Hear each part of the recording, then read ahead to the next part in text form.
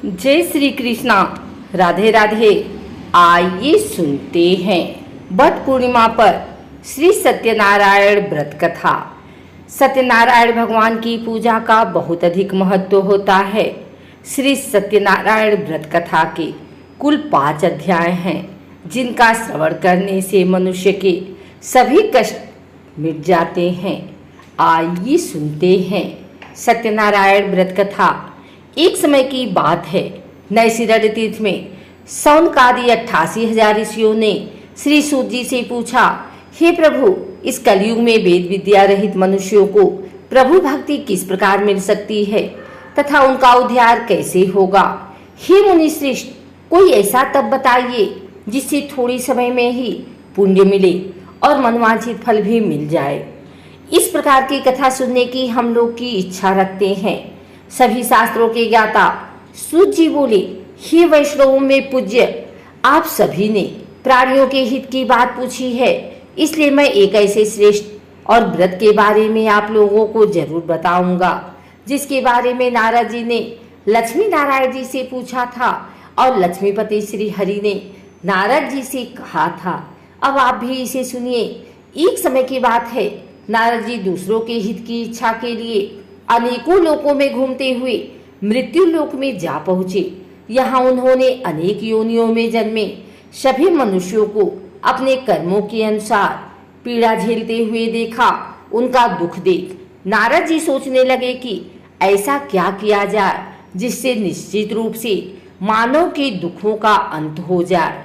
इसी विचार पर मनन करते हुए वह विष्णु लोक में गए। वहां वह नारायण की स्तुति करने लगे और बोले, हे भगवान, आप अत्यंत शक्ति से संपन्न हैं, निर्गुण स्वरूप, सृष्टि के कारण भक्तों के दुख को दूर करने वाले हैं। आपको मेरा प्रणाम। नारद जी की स्तुति सुन विष्णु भगवान बोले, मुनि श्रेष्ठ, आपके मन में क्या बात है, उसे निसंकोच कहो।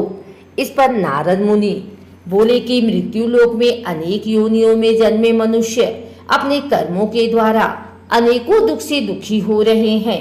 हे प्रभु, आप तो ये बताइए कि वो मनुष्य थोड़े प्रयास से ही अपने दुखों से कैसे छुटकारा पा सकते हैं। तब श्री हरि बोले, हे नारद, मनुष्यों की भलाई के लिए तुमने बहुत उत्तम प्रश्न पूछा है। स्वर्गलोक व मृत्युलोक दोनों में एक दुर्लभ उत्तम व्रत है जो पुण्य देने वाला है। आज प्रेम वश होकर मैं उसे तुमसे कहता हूँ। श्री सत्यनारायण भगवान का व्रत अच्छी तरह विधान पूर्वक करके मनुष्य तुरंत ही यहाँ सुख भोग कर मरने पर मोक्ष पाता है। श्री हरि के वचन सुन नारद जी बोले कि उस व्रत का फल क्या है प्रभु, और उसका विधान क्या है? यह व्रत किसने किया था? इस व्रत को किस दिन करना चाहिए? आप सब कुछ विस्तार पूर्वक बताएं। नारद की बात सुनकर फिर श्री हरि बोले, दुख व सुख को दूर करने वाला यह सभी स्थानों पर विजय दिलाने वाला है। मानव को भक्ति व श्रद्धा के साथ शाम को श्री सत्यनारायण की पूजा धर्मपरायण होकर ब्राह्मणों व बंधुओं के साथ करने, साथ ही यथाशक्ति अनुसार भक्ति भाव से भगवान का भोग लगाएं, आरती गाएं और ब्राह्मणों सहित बंधु बांधवों को भी भोजन कराएं। उसके बाद स्वयं भोजन करें। कीर्तन भजन के साथ भगवान की भक्ति में लीन हो जाएं। इस तरह से सत्यनारायण भगवान का यह व्रत करने पर मनुष्य की सारी इच्छाएं निश्चित रूप से पूरी होती हैं। इस कलिकाल अर्थात कलयुग में मृत्यु लोक में मोक्ष का यही एक सरल उपाय बताया गया है। आइए सुनते हैं श्री सत्यनारायण भगवान व्रत कथा का दूसरा अध्याय। सूत जी बोले, हे ऋषियों, जिसने पहले समय में इस व्रत को किया था उसका इतिहास कहता हूँ, ध्यान से सुनो। सुंदर काशीपुरी नगरी में एक अत्यंत निर्धन ब्राह्मण रहता था। भूख प्यास से परेशान हो वह धरती पर घूमता रहता था। ब्राह्मणों से प्रेम करने वाले भगवान ने एक दिन ब्राह्मण का वेश धारण कर उसके पास जाकर पूछा, हे विप्र, नित्य दुखी होकर तुम पृथ्वी पर क्यों घूमते हो? दिन ब्राह्मण बोला, मैं निर्धन ब्राह्मण हूँ, भिक्षा के लिए धरती पर घूमता हूँ। यदि आपका इस उपाय का कोई हल जानते हो तो बताइए। वृद्ध ब्राह्मण रूपी भगवान ने कहा कि सत्यनारायण भगवान मनोवांछित फल देने वाले हैं, इसलिए तुम उनका पूजन करो। इसे करने से मनुष्य सब दुखों से मुक्त हो जाता है। वृद्ध ब्राह्मण बनकर आए सत्यनारायण भगवान उस निर्धन ब्राह्मण को व्रत का सारा विधान बताकर अंतर ध्यान हो गए। अगले दिन सुबह उठने के साथ ही उस बूढ़े ब्राह्मण ने मन में संकल्प लिया कि सत्यनारायण का व्रत करूंगा, और फिर अपने नित्य कर्मों से फ्री होकर वह भिक्षा के लिए चल पड़ा। उस दिन उसे भिक्षा में बहुत सा धन प्राप्त हुआ। उसी धन से उसने परिवार के साथ भगवान सत्यनारायण की पूजा की, व्रत रखा। इस व्रत के करने के कुछ दिन बाद उसके सभी दुख और कष्ट दूर होने लगे और देखते ही देखते एक दिन वह संपन्न और अनेकों संपत्तियों का मालिक बन गया। तब हर महीने की पूर्णिमा के दिन वह ब्राह्मण सत्यनारायण की पूजा करने लगा। इस प्रकार सत्यनारायण भगवान के व्रत को करके वह श्रेष्ठ ब्राह्मण सभी पापों और गरीबी से मुक्त हो गया और उसने एक दुर्लभ मोक्ष पद को प्राप्त किया। इस तरह से सत्यनारायण भगवान के व्रत को जो मनुष्य करेगा वह सभी प्रकार के पापों से छूटकर मोक्ष को प्राप्त होगा। जो मनुष्य इस व्रत को करेगा वह भी सभी दुखों से मुक्त हो जाएगा। सूत जी बोले कि इस तरह से नारद जी से नारायण जी का कहा हुआ श्री सत्यनारायण व्रत को मैंने तुमसे कहा। हे विप्रो, मैं अब और क्या कहूँ। ऋषि बोले, हे मुनिवर, संसार में उस विप्र से सुनकर और किस किसने इस व्रत को किया, हम सब इस बात को सुनना चाहते हैं। इसके लिए हमारे मन में श्रद्धा का भाव है। सूत जी बोले, हे मुनियों, जिस जिसने इस व्रत को किया है वह सब सुनो। एक समय वही विप्र धन व ऐश्वर्य के अनुसार अपने बंधु बांधवों के साथ इस व्रत को करने को तैयार हुआ। उसी समय एक लकड़ी बेचने वाला बूढ़ा आदमी आया और लकड़ियां बाहर रखकर अंदर ब्राह्मण के घर में गया। प्यास से दुखी वह लकड़हारा उनको व्रत करते देख विप्र को नमस्कार कर पूछने लगा कि आप यह क्या कर रहे हैं तथा इसे करने से आपको क्या फल मिलेगा, कृपा करके मुझे भी बताएं। ब्राह्मण ने कहा कि सब मनोकामनाओं को पूरा करने वाला यह सत्यनारायण भगवान का व्रत है। इनकी कृपा से ही मेरे घर में धन धान्य आदि की वृद्धि हुई है। विप्र से सत्यनारायण व्रत के बारे में जानकर लकड़हारा बहुत प्रसन्न हुआ। चरणामृत लेकर वह प्रसाद खाने के बाद अपने घर गया। लकड़हारे ने अपने मन में संकल्प किया कि आज लकड़ी बेचने से जो धन मिलेगा उसी से श्री सत्यनारायण भगवान का उत्तम व्रत करूंगा। मन में इस विचार को ले बूढ़ा आदमी सिर पर लकड़ियां रख उस नगर में बेचने गया, जहां उसे अपनी लकड़ियों का दाम पहले से 4 गुना अधिक मिला। बूढ़ा प्रसन्नता के साथ पैसे लेकर सत्यनारायण भगवान की मूर्ति और व्रत की अन्य सामग्रियां लेकर अपने घर गया। वहां उसने अपने परिवारजनों को बुलाकर विधि विधान से सत्यनारायण भगवान का पूजन और व्रत किया। इस व्रत के प्रभाव से वह बूढ़ा लकड़हारा धन पुत्र आदि से युक्त होकर संसार के समस्त सुख भोग अंत काल में वैकुंठ धाम चला गया। श्री सत्यनारायण भगवान की जय। आइए सुनते हैं श्री सत्यनारायण भगवान की व्रत कथा का 3रा अध्याय। सूत जी बोले, हे श्रेष्ठ मुनियों, अब आगे की कथा कहता हूँ। पहले समय में उल्का मुख नाम का एक बुद्धिमान राजा था। वह सत्यवक्ता और जितेंद्रिय था। प्रतिदिन देवस्थानों पर जाता और निर्धनों को धन देकर उनके कष्ट दूर करता था। उसकी पत्नी कमल के समान मुख वाली तथा सती साध्वी थी। भद्रशिला नदी के तट पर उन दोनों ने श्री सत्यनारायण भगवान का व्रत किया। उसी समय साधु नाम का एक वैश्य आया। उसके पास व्यापार करने के लिए बहुत सा धन भी था। राजा को व्रत करते देखकर वह विनय के साथ पूछने लगा, हे राजन, भक्ति भाव से पूर्ण होकर आप यह क्या कर रहे हैं? मैं सुनने की इच्छा रखता हूँ, तो आप कृपा करके मुझे बताएं। राजा बोले, मैं अपने बंधु बांधवों के साथ पुत्र आदि की प्राप्ति के लिए श्री सत्यनारायण भगवान का व्रत व पूजन कर रहा हूँ। राजा के वचन सुन साधु आदर से बोला, हे राजन, मुझे इस व्रत का सारा विधान कहिए। मैं भी इस व्रत को करूंगा। मेरी भी संतान नहीं है और इस व्रत को करने से निश्चित रूप से मुझे संतान की प्राप्ति होगी। राजा से व्रत का सारा विधान सुन व्यापार से निवृत्त हो वह अपने घर गया। साधु ने अपनी पत्नी को संतान देने वाले इस व्रत का वर्णन कर सुनाया और कहा कि जब मेरी संतान होगी तब मैं इस व्रत को करूंगा। साधु ने इस तरह के वचन अपनी पत्नी लीलावती से कहे। यह एक दिन लीलावती पति के साथ आनंदित हो संसारिक धर्म में प्रवृत्त होकर सत्यनारायण भगवान की कृपा से गर्भवती हो गई। 10वें महीने में उसके गर्भ से एक सुंदर कन्या ने जन्म लिया। माता पिता ने अपनी कन्या का नाम कलावती रखा। एक दिन कलावती की माँ लीलावती ने अपने पति को याद दिलाया कि आपने सत्यनारायण भगवान के जिस व्रत को करने का संकल्प किया था उसे करने का समय आ गया है, आप इस व्रत को करिए। साधु बोला कि हे प्रिय, इस व्रत को मैं उसके विवाह पर करूंगा। इस प्रकार अपनी पत्नी को आश्वासन देकर वह नगर को चला गया। साधु ने एक बार नगर में अपनी कन्या को सखियों के साथ देखा तो उसे लगा कि उसकी कन्या अब विवाह योग्य हो गई है और उसने कन्या के योग्य वर ढूंढना शुरू कर दिया। एक दिन साधु की बात को ध्यान में रखते हुए एक नगर में पहुंचा और वहां देखभाल कर रही लड़की के सुयोग्य वारिक पुत्र को ले आया।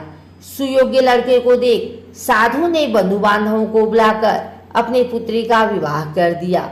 लेकिन दुर्भाग्य की बात ये थी कि साधु ने अभी भी श्री सत्यनारायण भगवान का व्रत नहीं किया। इस पर श्री भगवान क्रोधित हो गए और श्राप दिया। अपने कार्य में कुशल साधु बनिया जमाई को लेकर समुद्र के पास स्थित होकर रत्नासारपुर नगर में गया। वहां जाकर दामाद ससुर दोनों मिलकर चंद्रकेतु राजा के नगर में व्यापार करने लगे। एक दिन भगवान सत्यनारायण की माया से एक चोर राजा का धन चुरा कर भाग रहा था। उसने राजा के सिपाहियों को अपना पीछा करते देख चुराया हुआ धन वहां रख दिया जहां साधु अपने जमाई के साथ ठहरा हुआ था। राजा के सिपाहियों ने साधु वैश्य के पास राजा का धन पड़ा देखा तो वह ससुर जमाई दोनों को बांधकर प्रसन्नता से राजा के पास ले गए और कहा कि उन दोनों चोरों ने हम पकड़ लिए हैं, अब आप आगे की कार्यवाही कीजिए। राजा की आज्ञा से उन दोनों को कठिन कारावास में डाल दिया गया और उनका सारा धन भी उनसे छीन लिया गया। श्री सत्यनारायण भगवान से श्राप से साधु की पत्नी भी बहुत दुखी हुई। घर में जो धन रखा था उसे चोर चुरा ले गए। शारीरिक तथा मानसिक पीड़ा वह भूख प्यास से अति दुखी हो अन्न की चिंता में कलावती के ब्राह्मण के घर गई। वहां उसने श्री सत्यनारायण भगवान का व्रत होते देखा, फिर कथा भी सुनी। वह प्रसाद ग्रहण कर रात को घर वापिस आई। माता के कलावती से पूछा कि हे पुत्री, अब तुम कहाँ थी, तेरे मन में क्या है?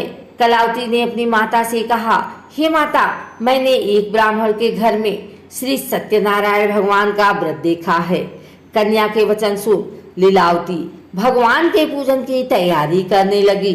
लीलावती ने परिवार व बंधुओं सहित सत्यनारायण भगवान का पूजन किया और उनसे वर मांगा कि मेरे पति तथा जमाई शीघ्र घर आ जाएं। साथ ही यह भी प्रार्थना की कि हम सबका अपराध क्षमा करें। श्री सत्यनारायण भगवान इस व्रत से संतुष्ट हो गए और राजा चंद्रकेतु को सपने में दर्शन दे कहा कि हे राजन, तुम उन दोनों वैश्यों को छोड़ दो और तुमने उनका जो धन लिया है उसे वापिस कर दो। अगर ऐसा नहीं किया तो मैं तुम्हारा धन, राज्य व संतान सभी को नष्ट कर दूंगा। राजा को यह सब कहकर वह अंतर ध्यान हो गए। प्रातःकाल सभा में राजा ने अपना सपना सुनाया, फिर बोले कि उन दोनों को कैद से मुक्त कर सभा में लाओ। दोनों ने आते ही राजा को प्रणाम किया। राजा बोला, महानुभावों, भाग्यवश ऐसा कठिन दुख तुम्हें प्राप्त हुआ है, लेकिन अब तुम्हें कोई भय नहीं है। ऐसा कर राजा ने उन दोनों को नए वस्त्राभूषण भी पहनाए और जितना धन उनका लिया था उसे दूना धन वापिस कर दिया। दोनों वैश्य अपने घर को चल दिए। श्री सत्यनारायण भगवान की जय। आइए सुनते हैं सत्यनारायण भगवान व्रत कथा का चौथा अध्याय। सूत जी बोले, वैश्य ने मंगलाचार कर अपनी यात्रा आरंभ की और अपने नगर की ओर चल दिए। उनके थोड़ी दूर जाने पर एक दंडी बेशधारी श्री सत्यनारायण ने उनसे पूछा, हे साधु, तेरी नाव में क्या है? अभिवारी बड़ी खस्ता हुआ बोला, हे दंडी, आप क्यों पूछते हो? क्या धन लेने की इच्छा है? मेरी नाव में तो बेल व पत्ते भरे हुए हैं। वैश्य के कठोर वचन सुन भगवान बोले, तुम्हारा वचन सत्य हो। दंडी ऐसे वचन कर वहां से दूर चले गए। कुछ दूर जाकर समुद्र के किनारे बैठ गए। दंडी के जाने के बाद साधु वैश्य ने नित्य क्रिया के पश्चात नाव को ऊंची उठते देखकर अचंभा माना और नाव में बेल पत्ते आदि देख वह मूर्छित हो जमीन पर गिर पड़ा। वापस होश में आने पर वह अत्यंत शोक में डूब गया। तब उसका दामाद बोला कि आप शोक न मनाए, यह दंडी का श्राप है, इसलिए हमें उनकी शरण में जाना चाहिए, तभी हमारी मनोकामना पूरी होगी। दामाद की बात सुनकर वह दंडी के पास पहुंचा और अत्यंत भक्तिभाव नमस्कार करके बोला, मैंने आपसे जो असत्य वचन कहे थे उनके लिए मुझे क्षमा कर दें। ऐसा कहकर रोने लगा। तब दंडी भगवान बोले, हे बड़े पुत्र, मेरी आज्ञा से बार बार तुम्हें दुख प्राप्त हुआ है, तू मेरी पूजा से विमुख हुआ। साधु बोला, हे भगवान, आपकी माया से ब्रह्मा आदि देवता भी आपके रूप को नहीं जानते, तब मैं अज्ञानी कैसे जान सकता हूँ? आप प्रसन्न होइए, अब मैं सामर्थ्य के अनुसार आपकी पूजा करूँगा, मेरी रक्षा करो और पहले के समान नौका में धन भर दो। साधु वैश्य के भक्ति पूर्वक वचन सुनकर भगवान प्रसन्न हो गए और उसकी इच्छा अनुसार वरदान देकर अंतर ध्यान हो गए। ससुर जमाई दोनों जब नाव पर आए तो नाव धन से भरी हुई मिली। फिर वहीं अपने अन्य साथियों के साथ सत्यनारायण भगवान का पूजन कर अपने नगर को चल दिए। जब नगर के नजदीक पहुंचे तो दूत को घर पर खबर करने के लिए भेज दिया। दूत साधु की पत्नी को प्रणाम कर कहता है कि मालिक अपने दामाद सहित नगर के निकट आ गए हैं। दूत की बात सुन साधु की पत्नी लीलावती ने बड़े हर्ष के साथ सत्यनारायण भगवान का पूजन कर अपनी पुत्री कलावती से कहा कि मैं अपने पति के दर्शन को जाती हूँ, तू कार्य पूर्ण कर शीघ्र आ जाना। माँ की ऐसे वचन सुन कलावती जल्दी में प्रसाद छोड़ अपने पति के पास चली गई। प्रसाद की अवज्ञा के कारण श्री सत्यनारायण भगवान रुष्ट हो गए और नाव सहित उसके पति को पानी में डुबो दिया। कलावती अपने पति को वहां न पाकर रोती हुई जमीन पर गिर गई। नौका को डूबा हुआ देख वह कन्या को रोता देख साधु दुखी होकर बोला कि हे प्रभु, मुझसे तथा मेरे परिवार से जो भूल हुई है उसे क्षमा करें। साधु के दीन वचन सुनकर श्री सत्यनारायण भगवान प्रसन्न हो गए और आकाशवाणी हुई, हे साधु, तेरी कन्या मेरे प्रसाद को छोड़कर आई है, इसलिए इसका पति अदृश्य हो गया है। यदि वह घर जाकर प्रसाद खाकर लौटती है तो इसे इसका पति अवश्य मिलेगा। आकाशवाणी सुन कलावती ने वैसा ही किया जैसा आकाशवाणी के दौरान भगवान ने कहा और फिर प्रसाद ग्रहण करने के बाद जब वो वापस आई तो अपने पति के दर्शन करके अत्यंत प्रसन्न हुई। उसके बाद साधु अपने बंधु बांधवों सहित श्री सत्यनारायण भगवान का विधि विधान से पूजन करने लगा। इस लोक का सुख भोग कर वह अंत में स्वर्ग लोक को चला गया। श्री सत्यनारायण भगवान की जय। आइए सुनते हैं श्री सत्यनारायण भगवान व्रत कथा का 5वां अध्याय। सूत जी बोले, हे ऋषियों, मैं और भी एक कथा सुनाता हूँ, उसे भी ध्यान पूर्वक सुनो।